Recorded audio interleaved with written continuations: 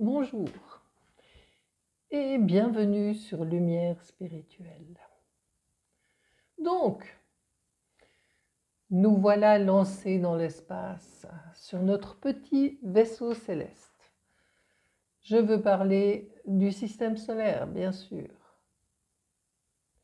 afin d'accomplir en presque 26 000 ans la réalisation de l'homme moderne, avec son cerveau évolué, capable de comprendre sa destinée dans l'univers matériel.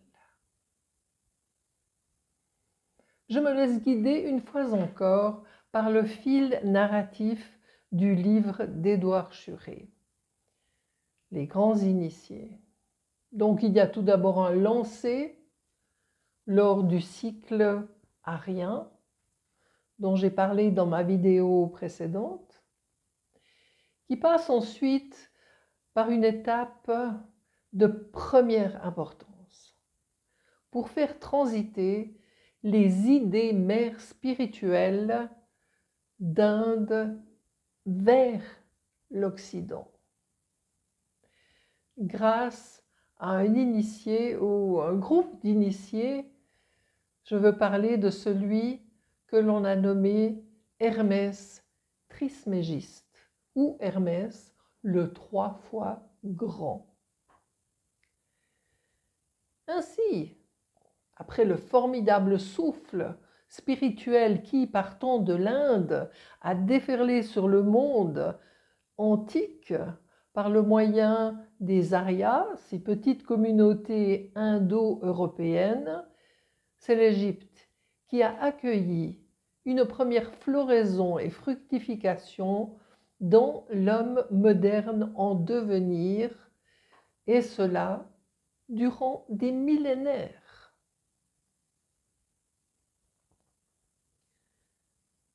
Comprenez-moi bien, je ne veux pas réécrire le livre d'Édouard Schuré, car il est né en France en 1841, donc au XIXe siècle.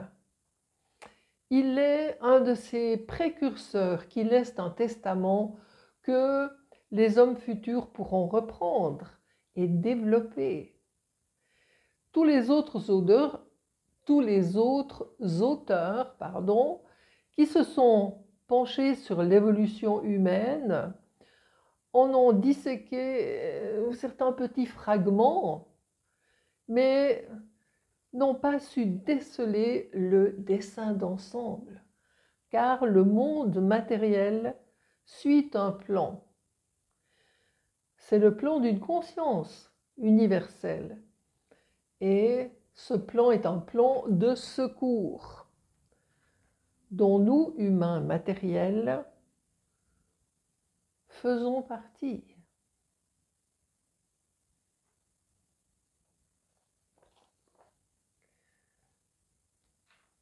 Avant de me mettre à écrire le contenu de cette nouvelle vidéo, j'ai réécouté mon podcast sur ce même thème de l'importance de l'Égypte sur le chemin de l'évolution humaine. Il est toujours sur SoundCloud, Lumière Spirituelle également, et il se trouve être très complet pour expliquer cette période égyptienne. Par exemple, à tous ceux qui n'auraient pas lu le livre. Donc, à bon entendeur. Mais retournons à mon objectif, à moi, femme du XXIe siècle, qui est de me joindre à un groupe qui va utiliser son mental évolué, mais sans fermer son cœur, pour comprendre et enfin voir la conclusion des presque 26 000 ans d'évolution. Remarquons toutefois que chaque homme a une conscience unique. On peut donc dire que nous parlons tous une langue étrangère. Le chemin spirituel, vécu en parallèle à la vie matérielle ordinaire, nous donne les informations et les clés pour apprendre le langage universel. je veux parler de la vision intérieure, qui est la collaboration du cœur et du mental pour arriver à la connaissance vraie. Que va-t-il se passer à la fin des temps? C'est la question que beaucoup se posent actuellement. L'humanité va-t-elle conquérir l'espace et se disséminer dans tous les sens? Va-t-elle s'autodétruire et la planète avec elle? Pour la Bible, c'est le temps de la récolte. Mais de quelle récolte exactement? Eh bien, il est encore trop tôt pour en parler, vu que le cycle d'évolution n'est pas totalement achevé. Mais pour continuer mon défrichage de la raison d'être d'une humanité matérielle dans l'espace-temps, je parlerai dans ma prochaine vidéo de la prochaine impulsion, c'est-à-dire le testament vivant de la Grèce préhistorique. Car le site sauvage et rudimentaire, qui partit autrefois des froides contrées de l'Hyperborée pour rallier l'Inde, a encore besoin de quelques petites leçons, comme par exemple la civilisation, la sociabilisation, les arts, etc., pour pouvoir devenir celui que nous sommes devenus. Pour l'instant, nous en étions à l'Égypte, et surtout aux vestiges de grandeur et de richesse qui sont parvenus jusqu'à nous. C'est curieux, non? Les impulsions divines ne sont en général pas synonymes de richesse matérielle. Et pourquoi célébrer la mort par des rites fastueux? La seule chose qui doit mourir sur le chemin spirituel, c'est l'ego. L'explication du livre d'Édouard Schuré me parle beaucoup plus. Les moyens de communication étant ce qu'ils étaient des millénaires avant notre ère, les livres étant rares et propriété des lieux de culte et des écoles, le voyage vers un endroit d'enseignement était le seul moyen presque à portée de tout le monde.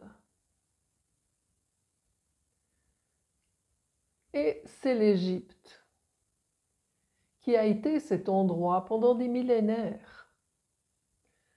Chercheurs et adeptes affluaient de toutes parts pour s'élever grâce au chemin spirituel et ensuite retourner dans leur contrée afin d'enseigner. Il y a un grand principe fondamental de la spiritualité, c'est de redonner ce que l'on a reçu.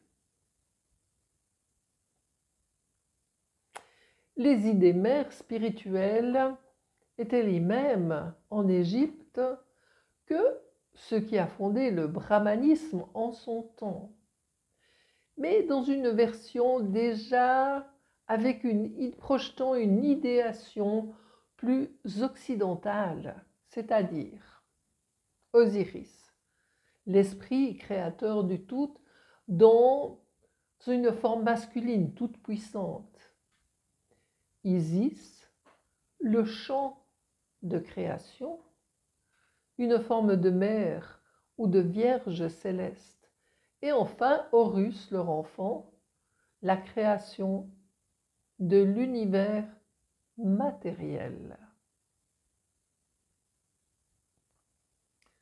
Pour représenter l'univers matériel, ce qui est primordial, car le chemin spirituel existe pour nous en exfiltrer et ainsi contribuer à la réalisation du plan de secours. Les anciens maîtres égyptiens ont eu recours à des figures moitié humains, moitié animales. Ce que nous sommes. Raison pour laquelle Horus est représenté en tant qu'homme à tête de faucon, qui représente l'adepte sur le chemin, qui va pouvoir venir au secours de l'homme originel, chuté, qui a perdu un de ses centres, un de ses foyers de conscience. Les figures peintes sur les murs ou représentées dans les bas-reliefs, les sculptures parfois minuscules ou gigantesques, ne sont pas une sorte de bande dessinée primitive. J'aime beaucoup la bande dessinée, mais plutôt une figuration de tout ce que l'homme matériel est. Et ainsi que les difficultés que l'adepte rencontre sur le chemin libératoire. Ceux qui ont interprété l'héritage que l'Égypte antique nous a laissé n'avaient pas les clés de compréhension nécessaires. La Bible cite le Créateur disant « J'ai appelé mon fils hors d'Égypte ». Parole que l'on attribue en général à l'histoire de la naissance et celle d'Hérode. Mais pour ma part, je trouve que cela explique très bien que les impulsions divines, puisqu'elles touchent l'espace-temps, ont ici-bas un début et une fin. Toute la grâce qui a touché ce pays pendant des millénaires a cessé, non pas soudain, mais progressivement. Car il fallait que cela se déplace vers l'Occident, comme je l'ai expliqué. La grande ellipse, le jeté du boomerang, qui part d'un endroit et qui revient vers cet endroit. Et c'est ça, la course de notre évolution en tant qu'homme matériel. Et ainsi, depuis en Égypte, il ne reste que du sable et des anciens vestiges de grandeur.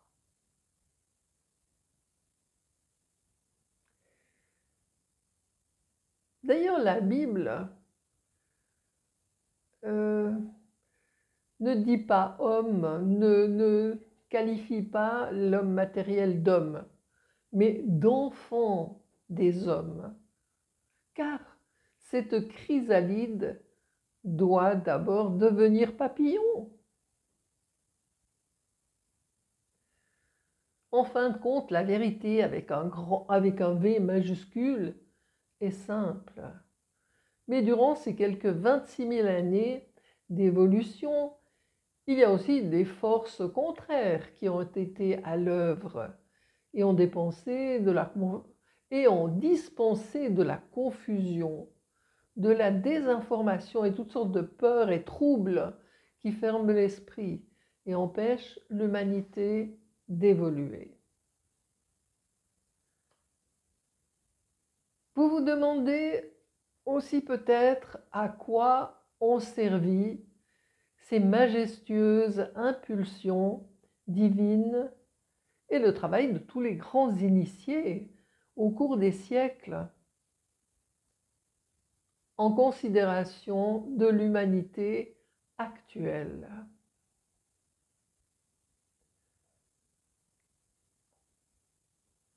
Est-ce qu'une partie de tous les efforts est perdue? du fait de l'activité des forces des ténèbres? Eh bien non. Nous vivons dans le temps, c'est clair. Mais ce temps est juste un espace placé dans l'intemporalité, comme un rêve qui s'interrompt lorsque le rêveur se réveille. Ce qui a été placé durant des siècles d'évolution dans notre inconscient collectif l'a été une fois pour toutes, et aussi dans notre psychisme.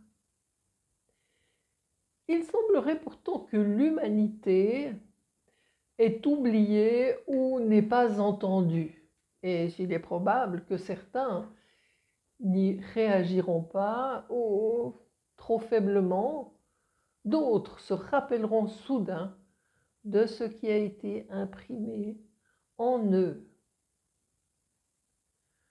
Comme je l'ai expliqué plus avant, les passagers de ce véhicule céleste qui transite dans la galaxie ne sont pas uniquement les hommes incarnés actuellement sur la Terre.